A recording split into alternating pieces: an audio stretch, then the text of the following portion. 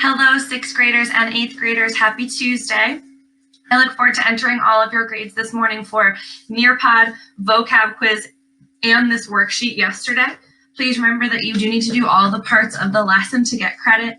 Right now, unfortunately, we have a really high number of 8th graders who are failing ELA East. That's a grade I will be sending to your high schools, which might make a difference on your acceptance and if you're allowed to continue being accepted there for the fall. Many of my 6th grade friends are skipping parts of the lesson. Guys, be your best selves. You have an opportunity to do your best. Why would you ever do anything less? Let's jump into today's lesson, move quickly through it. I do want you to know that this week we're going to start the process of writing our next essay. Every day's video is going to have something important in it for you to know, and you can't just do the worksheet without the video. So I really, really hope that you pair them together so that you can learn as much as possible. Let's start with the do now. Today's question says, what other activities and meetings would you like to have on Zoom? When you are finished answering that question, go ahead and press play, and we will learn some of our new vocabulary words. Hi, 6th grade fam. Go ahead and grab your book. All right, we are going to learn the words today, the first 10 words of Unit 14. That's right. That means you only have 2 units left before you are ready for 7th grade vocabulary. You are going to be expected on your first day of 7th grade next year, when you get to your ELA East classes, your ELA classes, you're going to be expected to know all of these words. So if you've been taking an extended vacation for this time out of school, you're unfortunately going to be really far behind when we get started in the fall, and that may put additional stress on you that you wouldn't need. You have time now. Let's make sure we're doing the learning now so that we don't have the stress then. Beginning on page 176, I'm going to teach you these first 10 words. Number 1, please say abstain. Good. So to abstain is a verb and it means to stay away from something. If you look at this example, it says, I find it hard to abstain from these tempting and delicious desserts. I find it hard to stay away from them. Number 2 is accommodate. Please say accommodate. Good, and that's a verb, to accommodate someone, means to do a favor or to do a service for someone, to provide something for them or to make space for them. Number 3 is the word allegiance. Please say allegiance. Good, and how do we typically hear, where do we hear the word allegiance? Yes, in the Pledge of Allegiance, right? So what does that even mean? Now we know. Allegiance is your loyalty or your obligation owed to a government, nation, or cause. So when we do the Pledge of Allegiance, we are pledging our loyalty to the country of the United States of America and saying that we will do all of those different things that are in the Pledge of Allegiance to help our country be strong. Number 4, this is a really hard word. I'm so excited you guys will know this word. It's amalgamate, which is a verb, and it means to unite, to bring things together. Number 5, please say append. Good, that's a verb, and it means to add or to attach something together. Number 6, please say commemorate. Commemorate means to preserve or to honor. So we commemorate our war heroes and our veterans on Veterans Day. We commemorate our presidents on President's Day, right? It's a special day to honor somebody. Word number 7 is enumerate. Please say enumerate. Good, and then look inside that word. N-U-M, right? That's the number. That's how you're going to remember that to enumerate means to count, all right? To list out. Number 8, we know this word from church. This word is exalt. Please say exalt. To exalt something means to make it high in rank, power, or character. So we exalt God. Typically, we're exalting Jesus in church. Number 9 is a verb, extort, and it's not a very pleasant word. This one has a negative connotation. To extort something means to obtain it by violence, misuse of authority, or threats. It's against the law to extort information from people. Number 10 is a little bit more of a saying than just a word, and it's far-fetched. Please say far-fetched. Good. Something that's far-fetched, that's an adjective. It means that it's improbable, it's coming out of left field, it's probably not real. All right? You're not done yet. Go ahead and highlight the vocab section of your worksheet in green, and then get ready to do some writing for today. All right, guys, welcome back from vocabulary. It's time now for our mini lesson about writing. I'm going to go over pages 8 to 11 of the writing unit that we would be doing in the classroom to teach you a few things. While I'm doing that, I'm going to go over the answers to these questions here. you're going to answer these questions here that are highlighted in yellow. So first, you're going to make sure that you answer the definitions of all of these important terms. You can pause the video when I get to that page so that you can see it. And then second, you're going to answer the question about knowing the difference between argumentative and persuasive writing and understanding the purpose of persuasive writing. What I'm going to do right now is I'm going to click on over to our documents, and this is what we're going to check out together today. There are lots and lots of reasons in your life of why you would want to be able to persuade people around you to do different things. And unfortunately, only about 20 of you did the Nearpods last week to learn more about that. You 20 will be totally set up for high school and for 7th grade, so good job to you. But when you persuade someone, you want to make them agree with and believe your stance on something. So for example, you might want to persuade your parent to let you have a later bedtime. You might want to persuade your parent to let you have a little bit more freedom in the kitchen of what you're allowed to eat. When you persuade somebody of something, you have to provide them with reasons why they should agree with you. No one's ever said, hey mom, can I have ice cream for breakfast, lunch, and dinner, and expected to get a yes right away instead of saying, here's the reason I would like that, right? So what we're going to be learning to do here is formally learning how to persuade people via writing, which is an extremely important skill. What I have here for you now is an argumentative essay.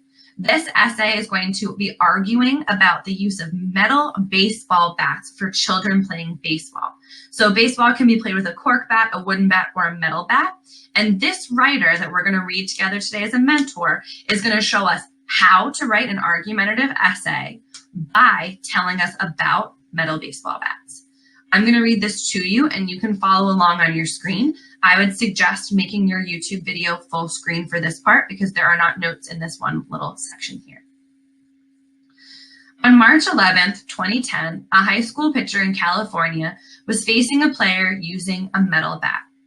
When he was hit in the temple, which is your head, by a line drive traveling 100 miles per hour. His skull was crushed and he spent weeks in a coma. Fortunately, after surgery and months of rehabilitation, he survived. The accident brought to the forefront an issue that's been a safety concern ever since the 1970s, when metal bats began being used instead of wooden bats. Metal bats are dangerous, and they should be banned by youth sport leagues for several reasons. Guys, that was an incredible introductory paragraph.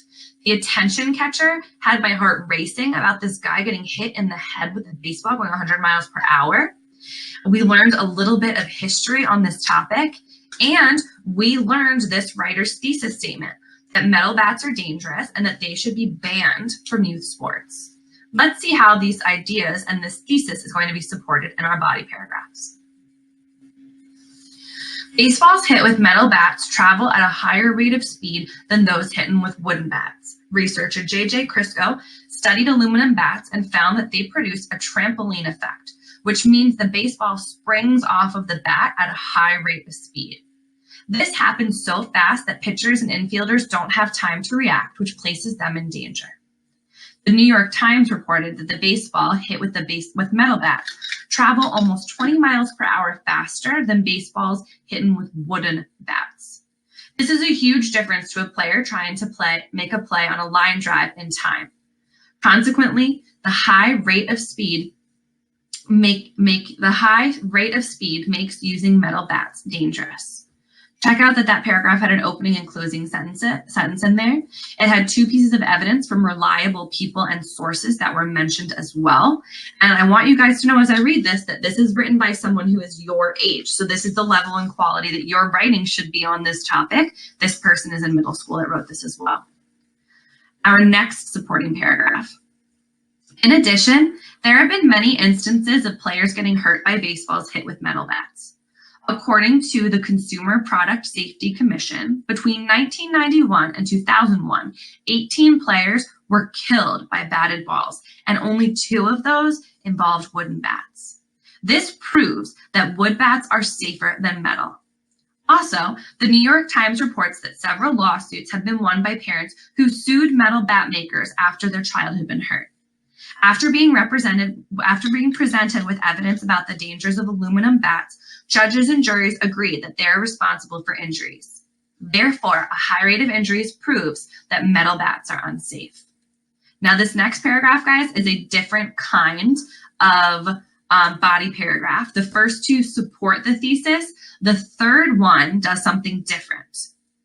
Some people claim that wooden bats are too expensive to supply to the youth leagues because they are not long-lasting.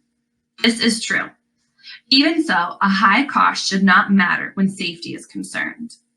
That paragraph is when it says, all right, here's my evidence. Now, somebody might come back and say this to me, but let me tell you why that's wrong. We're going to learn the definition of what that is later. And then we have our conclusion. Metal bats endanger the lives of young baseball players. First, they make the baseball travel at a high rate of speed, making it quite difficult to catch. Second, they have resulted in many injuries. Banning metal bats is necessary in order to save the lives of young players, and everyone concerned should contact their local lawmakers. Conclusion paragraph, wrapping everything up and ending with a challenge and a call to action. So let's see what else we're going to learn here today. We have right here the differences between argumentative writing and persuasive writing. And I don't think that you need me to read this to you. This is an answer to one of your questions though. So what I'm going to do is zoom in here. I'm going to suggest you pause the video, read these two little paragraphs to yourself, and then go back to your worksheet and answer this question here. What are the differences between argumentative and persuasive writing? So go ahead, where is my thing? Go ahead and pause the video and read that section right there. All right, so if you press play, that means you've already answered that question about the differences between argumentative and persuasive writing. We are going to continue working as we scroll down here. I'm going to put these examples somewhere for us to do later for you to determine if it's argumentative or persuasive. We're going to go to the next page. All right, here's our definitions. On your worksheet, you have all of these words typed out right here. Here are the definitions for you. I'm not going to read them to you because you guys don't need that, but you can pause the video and read these and take the notes. Here are your first few words. We have argument, persuasion, claim, evidence, bridge or warrant. And here you have the definitions of the rest of the words. Again, pause while you type these in.